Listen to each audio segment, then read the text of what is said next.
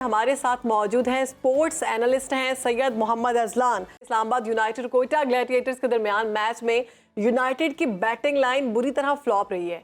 आगा सलमान सबसे ज्यादा 33 रन बना सके। यूनाइटेड की बैटिंग लाइन में क्या खामियां नजर आई आपको, क्यों फ्लॉप हो गई?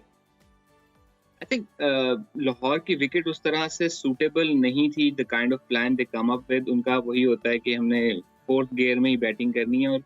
और यूनाइटेड का हमेशा से रहा है, इनका टॉप ऑर्डर और मिडिल ऑर्डर जो बड़ा वो अग्रेसिव बैटिंग ओरिएंटेड हुआ करता है। अगर इनकी आप ओवरऑल अभी वाली भी स्ट्रेटजी देखें तो टॉप ऑर्डर पे यानी जो फर्स्ट टू प्लेयर्स हैं they are overseas players. Overseas players भी वो हैं जो जाने जाते हैं कि 6 ओवरों के अंदर 60-70 रन करके देने हैं, और वो उनका फॉर्मूला चलता हुआ आ रहा है।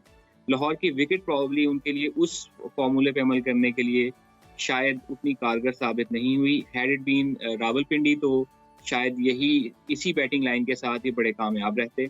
यही चीज़ हमें मुल्तान सुल्तान के केस में भी देखने को मिल रही है कि मुल्तान सुल्तान, अब मुल्तान का तो कहा जा रहा है कि पहले वहाँ पे सिर्फ एक किला था जो कि वो हुसैन आगाही बाजार के पास है, अब 2 किले हो गए। दूसरा किला मुल्तान सुल्तान का किला है जो कि मुल्तान क्रिकेट स्टेडियम। अब देखना यही होगा कि जिस फॉर्मूले के तहत वो मुल्तान में जीतते हुए आ रहे हैं, क्या वो आउटसाइड मुल्तान भी उसी तरह से खेल पाते हैं? So that would be interesting. अच्छा अजलान, ये बताइएगा, ये जो कल का मैच था उसमें हमने देखा बड़ा लो स्कोरिंग ये मैच था, लेकिन इतना लो स्कोरिंग होने के बावजूद जब चेस करने जा रही है टीम तो उसको भी 20वें ओवर तक जाना चाहिए था।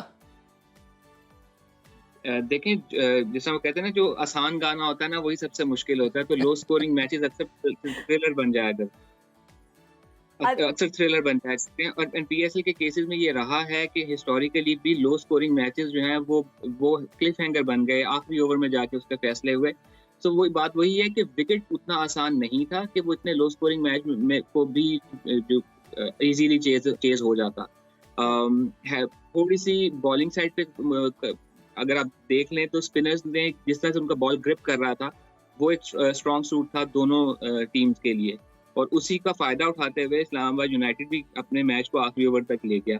देन कल के मैच में एक बड़ी चीज जो थी वो जो शाह ब्रदर्स में जो एक और भाई जो कल खेले हैं, उन्होंने पहली ही बॉल पे जो उन्होंने आउट किया है वो आई थिंक एक बड़ा ऐलान था कि एक और नया फास्ट बॉलर जो है वो इस लीग को मिल गया। बट उसमें ये देखें कि अब जैसा हमने कहा कि वो आखिरी ओवर तक नहीं जाना चाहिए था, बिल्कुल नहीं जाना चाहिए था। उसमें ये भी है कि जब अचानक से विकेटें गिरना शुरू हुई तो एक पैनिक सिचुएशन वहां पे भी हमें देखने को मिली। वहां पे फिर मोहम्मद आमिर ने जिस तरीके से क्या कहेंगे, थोड़ी ग्रिड शो की शुरू में, उस बॉलर को स्लो क्या से कहेंगे कि सिंगल ली, एंड देन जहां मौका मिला उन्होंने he played that very beautiful cut shot जिस पर उन्होंने चौका मारा।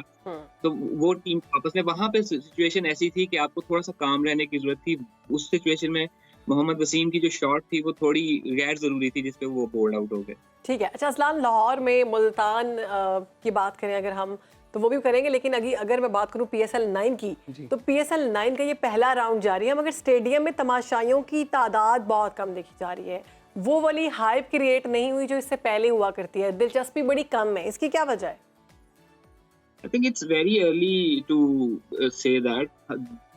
ओवरऑल भी अगर देखा जाए तो क्रिकेट मैचेस या PSL में ग्राउंड भरना has been a challenge lately, especially जो हमारे इकोनॉमिक सिचुएशन है उसको देखते हुए। Plus we have just come out of general elections, तो अभी तक हमारा वही वाला क्या हो सकेंगे हैंगओवर खत्म नहीं हुआ जो जनरल इलेक्शंस वाला है कि हमारा किसी और तरफ ध्यान डाला जाए।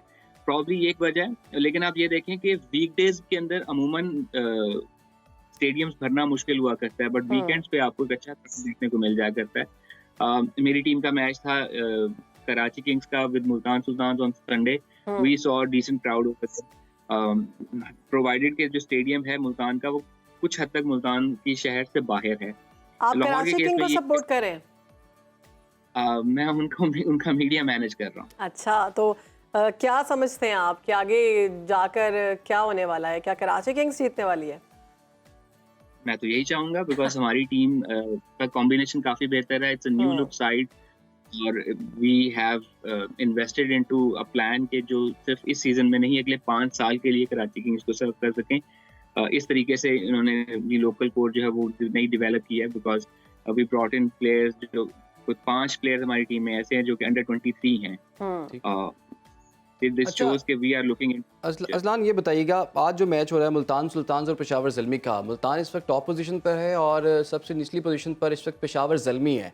आपको लगता है ज़ल्मी जो है वो एक अच्छी टीम हुआ करती थी और इतना अच्छा परफॉर्म नहीं कर पा रही, कैसे कम बैक करेगी आने वाले मैचेस में ये?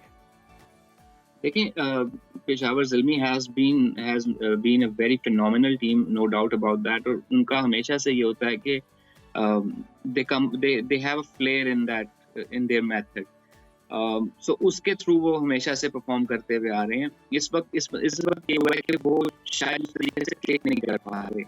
अपने शुरू के दोनों मैचेस में उनको कामयाबी नहीं मिली, बट मुल्तान, और यहाँ पे उनके लिए प्रेशर ये हुआ कि मुल्तान को इस वक्त मुल्तान के अंदर हराना अच्छा अजलान, वक्त आसान कम है, मैं मुश्किल काम। जाते जाते बता दें कि साबिक ऑलराउंडर अब्दुल रज़ाक कहते हैं कि बाबर आजम को कप्तानी नहीं करनी चाहिए। आप क्या समझते हैं इस बारे में? I think this is a decision that Babar has to take, या उनकी जो टीम मैनेजमेंट है उनको लेना चाहिए।